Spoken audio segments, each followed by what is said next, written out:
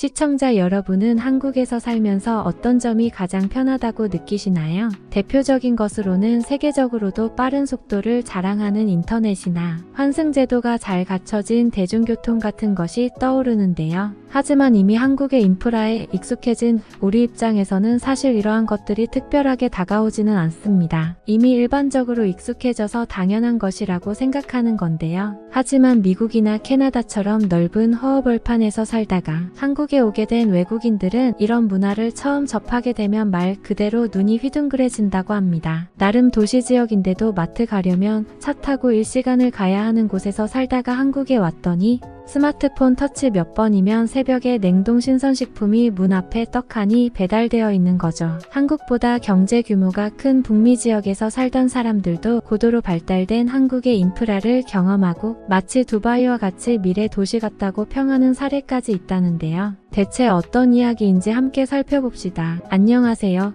저는 호주의 호바트에서 살다가 한국에서 결혼 생활을 하게 된 태사 미첼이라고 합니다. 몇 년 전까지는 호주에서 워킹 싱글맘으로 살았는데요. 우연히 한국 남성분을 만나서 많은 위로를 받고 인생을 다시 돌아보게 되었으며 지금은 결혼을 해서 자상한 남편과 함께 한국에서 행복하게 살고 있어요. 하지만 제가 이렇게 행복해지기까지는 우여곡절이 많았습니다. 저는 평범한 전원주택에 살고 있었어요. 전원주택이라고 하면 로망을 가지고 계신 한국분들도 계실 것 같은데요. 특히 동아시아나 한국에서 사는 사람들은 호주나 미국, 캐나다의 전원주택 생활을 동경하기도 한다고 들었거든요. 혹시 이 사연을 듣는 여러분들도 그런 생각을 가지고 계신가요? 예쁘게 손질해 놓은 마당에서 친구 같은 강아지를 키우고 주변에 소음 걱정 없이 나만의 집에서 생활을 하는 것을 꿈꾸는 분들이 많으시더라고요. 하지만 그건 전부 다 환상이라고 할 수 있어요. 솔직히 말해서 한국인들의 편견이라고 봅니다. 지금부터 제가 하는 얘기를 들으시면 한국의 환경이 얼마나 축복받았는지 느낄 수 있을 거예요. 저는 지금까지 호주에 살면서 당연하고 익숙하게 여겨왔던 것들이 많았는데 한국 땅을 밟고 나니까 얼마나 호주의 삶이 불편했는지 깨닫게 된 거 있죠. 오죽하면 저는 제 호주 친구들에게 한국에 와서 제 인생이 2배로 늘어났다고까지 말한다니까요. 거짓말이나 과장이 아니라 진짜로 제가 하루에 쓸 수 있는 시간이 2배로 늘어났습니다. 왜 그러냐면 일단 호주에 있을 때는 운전을 해야 하는 시간이 엄청나게 길었어요. 저는 지금의 한국 남편과 재혼하기 전까지는 회사를 다니는 싱글맘이었기 때문에 직장에 가기 전에 아이들을 어린이집에 맡겨야 했죠. 그런데 문제는 웬만큼 좋은 회사가 아니라면 회사에 어린이집이 함께 있지 않다는 겁니다. 한국도 대기업 위주로 그런 복지가 제공되고 나머지 사람들은 그냥 인근의 유치원에 아이를 맡긴다고 알고 있습니다. 그런데 호주는 워낙 땅이 넓어서 아이들을 맡길 어린이집과 제 직장이 55km나 떨어져 있었어요. 그래서 저는 아침 5시에 일어나서 아무것도 없는 허허벌판을 1시간 넘게 달려서 아이들을 맡긴 뒤에 다시 1시간을 넘게 달려야 비로소 직장에 출근할 수 있었습니다. 물론 거의 새벽 시간에 일어나서 밥을 챙겨 먹이는 것도 제가 해야 했고 그냥 적당히 냉동식품을 데워 먹이는 일이 더 많았죠. 몇몇 분들은 자동차 말고 대중교통을 이용하면 안 되는 거냐고 물으실 수도 있는데 한국인들은 아예 지하철이나 버스 같은 대중교통으로 출퇴근하는 사람들이 더 많다면서요. 호주의 대중교통은 낡고 지저분하고 더러운 데다가 교통망이 확충이 안 되어 있어서 정말 차가 고장난 상황이거나 혼자서 여행하는 여행객들이나 타는 거지 일반적인 출퇴근을 하기엔 너무 힘들어요. 그리고 물론 아이들을 맡겨놓기만 하고 찾으러 가지 않으면 안 되겠죠. 퇴근 시간까지 치면 왕복으로만 4시간이었던 거예요. 이렇게 기본적으로 하루에 4시간을 운전했는데 더 끔찍한 것은 생필품을 구매하기 위해서 대형마트에 가야 했다는 겁니다. 냉장고에 들여놓은 먹거리가 다 떨어지면 코스트코 같은 창고 매장에 차를 끌고 가서 거의 일주일치의 식량을 한꺼번에 쟁여와야 하는 거죠. 여기까지만 듣더라도 상상하던 전원주택 생활과는 거리가 굉장히 멀다는 걸 느낄 거예요. 하루에 5분의 1을 운전대를 잡고 보낸 뒤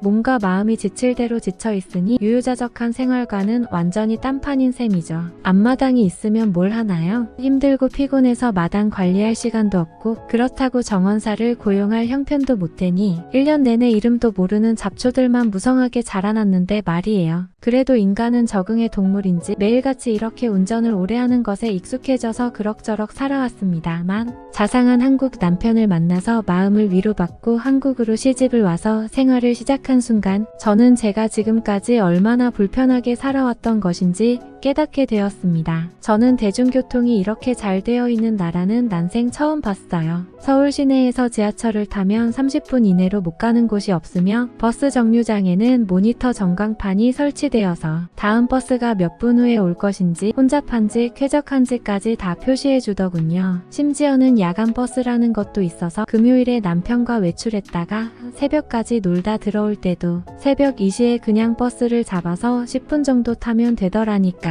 물론 그것뿐만이 아니었고 한국의 아파트도 정말 깜짝 놀랐어요. 매달 관리비를 조금씩 내면 모든 문제를 알아서 다 해결해주고 고쳐준다니 호주에선 상상도 못하거든요. 거기에서는 수도관이 터지면 직접 공구를 들고 고치거나 아니면 차를 1시간 동안 타고 달려오는 수리기사들에게 수십만 원의 출장비를 내야 했답니다. 그런데 한국은 그냥 관리비를 내면 고장난 것들도 고쳐주는 데다가 기본적으로 아파트 구역의 경비분들이 순찰까지 다니시면서 치안 관리까지 하시더랍니다. 저는 처음에 경비가 있는 걸 보고 제 남편이 저를 무슨 초화 상류층 저택에라도 데려온 줄 알았어요. 그리고 제가 살던 호바트 지역은 몹시 추운 곳이어서 겨울이 되면 전기 히터를 틀고 살았지만 히터를 틀어놔도 바닥은 얼음장같이 차가워서 맨발로는 다니지 못할 지경이었는데 한국에서는 보일러를 틀어두니까 오히려 방이 후끈후끈해서 무슨 여름처럼 따뜻한 수준인 거 있죠. 호주에서 살던 때와 비교하면 삶의 질이 3배는 올라간 것 같았어요. 게다가 이뿐만이 아니라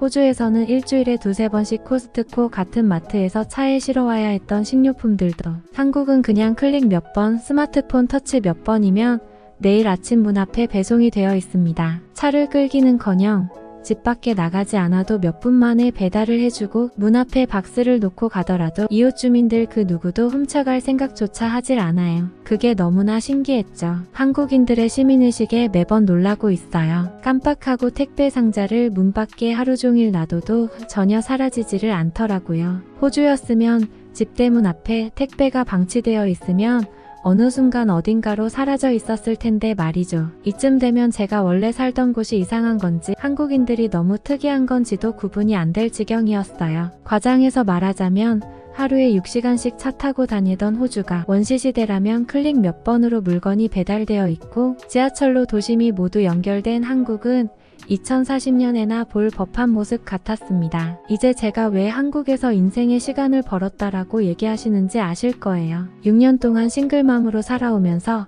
거의 하루도 빠짐없이 하루에 6시간씩 운전을 하며 고된 삶을 살았는데 한국에서는 그럴 필요가 전혀 없었으니까요. 그래서 이 사실을 처음 자각했을 때는 남편 앞에서 부끄럽게도 눈물을 보이기도 했어요. 그런데 당황한 남편에게 제가 우는 이유를 설명해주며 한국의 삶이 이렇게나 특별할 줄은 몰랐다고 말하자 평소에 자상한 사람인데도 고개를 갸우뚱하면서 한국이 그렇게 편한가라고 하더라고요. 그때 저는 딱 깨달았어요. 한국인들은 이런 편리한 상황에 너무 익숙해져 있어서 그들에게는 이게 당연한 일상이었다는 것을 말이에요. 하지만 제 사연을 들으신 분들은 이제 이런 한국의 편리한 시스템과 인프라가 이 세상의 절대 다수의 사람들, 아프리카 같은 곳뿐만이 아니라 심지어 저 같은 북미 출신들에게도 굉장히 낯설면서도 신기하고 미래의 세상처럼 보인다는 것을 알게 되셨겠죠. 제가 만약 지금의 남편을 만나지 못했다면 아직까지도 호주에서 하루 몇 시간씩 무의미한 운전을 하고 있었을 테고 그럼 저는 제 인생의 3분의 1이나 되는 시간을 도로 위에서 운전하며 보내고 있었을 겁니다. 제 수명을 100살로 친다면 35년을 그렇게 보내야 했다는 것이니